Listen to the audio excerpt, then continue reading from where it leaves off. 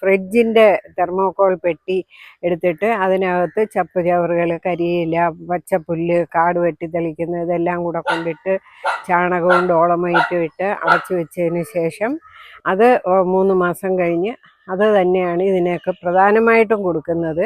കോഴിയുണ്ട്. കോഴിയുടെ കാഷ്ടവും പിന്നെ ചാണകവും ഇതെല്ലാം ഞങ്ങളിതിൽ ഉപയോഗിക്കാറുണ്ട്. ഇവിടെ കുറച്ച് ക്യാബേജുകൾ നട്ടിരുന്നു. കുറച്ച് കൂടുതലുണ്ടായിരുന്നു. എല്ലാത്തിൻ്റെയും വിളവെടുപ്പ് കഴിഞ്ഞു.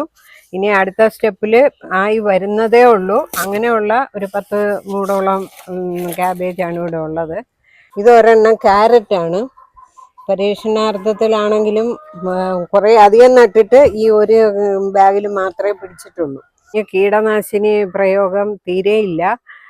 എങ്കിലും വേപ്പെണ്ണ, ആവണക്കെണ്ണ മിശ്രിതങ്ങൾ കൊടുക്കാറുണ്ട്. മഞ്ഞക്കണിയായിട്ട് ഞാൻ തന്നെ ഒരു